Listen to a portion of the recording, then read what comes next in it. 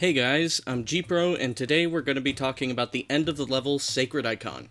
Now, you might be wondering, what the heck is this map thing? We'll get to that in a minute. First, I want to cover actually getting to this area. There's a couple of different strats that you can use, and each one requires a sword fly. There's one that doesn't, but I'm not going to cover that one. So, let's get into it. This first one is the best RNG that you can get.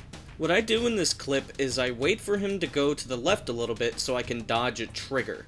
This trigger spawns more flood in this area, including some flood in this cave over here, which, well, yeah. On easy it isn't a problem, but I'm on legendary, so, you know. If that flood doesn't spawn, here's a backup that you can do. It's not the easiest backup in the world, but it works, and it works pretty well. There's two variations of this specific sword fly, so let me show you the other one. This one is a lot harder to pull off, and you should only do it if the lower carrier form does not spawn. It's a backup of a backup. Oh, right. If you do one of the sword flies that skips going into the cave, you have to go into the cave in order to spawn the enemies in this area, because that's where the trigger is that spawns the enemies. This next strat is another backup for not getting the best RNG. There's a chance that a flood off to the right is holding a rocket launcher, which you can conveniently use to sword fly over the wall. Or you can use it to sword fly into the cave, whichever one you want to do. High exploding Sentinel Factory. Here's one last backup strat that you can do. This one does not skip the trigger, so if you're on legendary, make sure you kill the flood and don't die.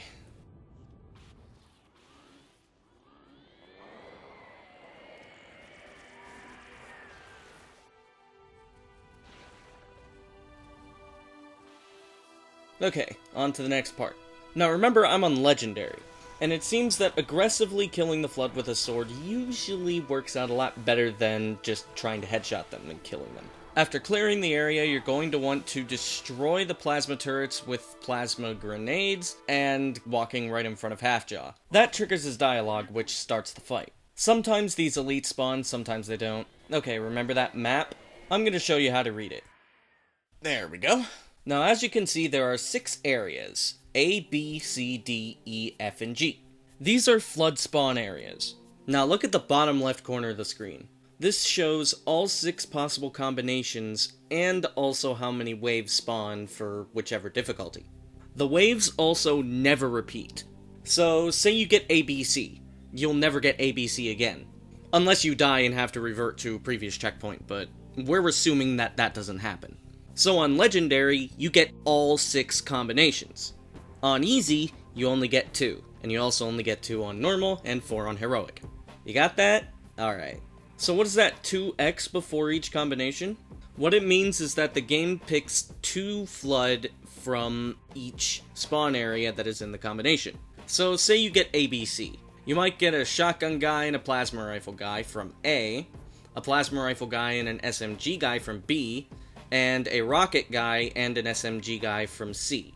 And that would be your first wave. You may have noticed the yellow letters, which are labeled Group Flood Sound Location.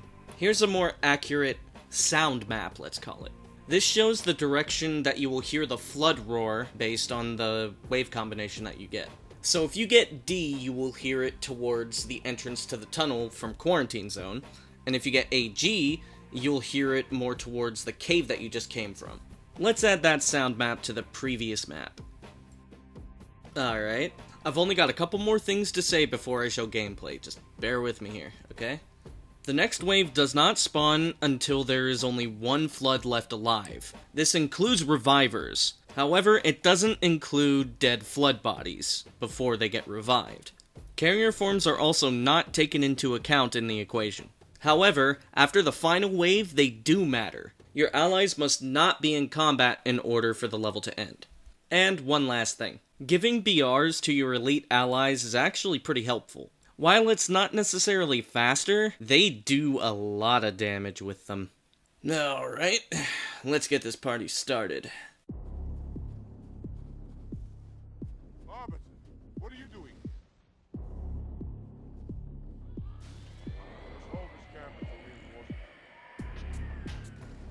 Whoa, hang on just a moment.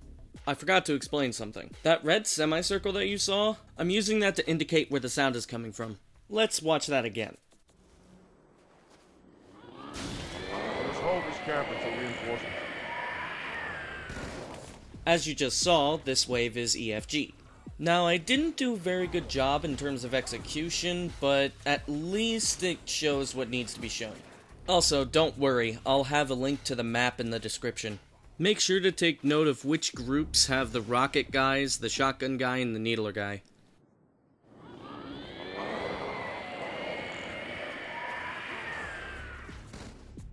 It might also be a good idea to take note of where the BR guys spawn, in case you need ammo. And rockets are kinda your best friend here. This is also a place where you can use sword flying offensively, which is awesome! Also, what the hell is that elite doing?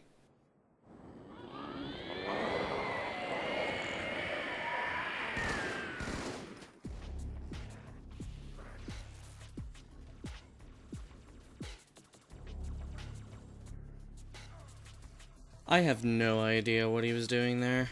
Right, there's a trick to defeating carrier forms. Get close enough to have them fall over and then throw a sticky on them. It gets rid of the infection forms.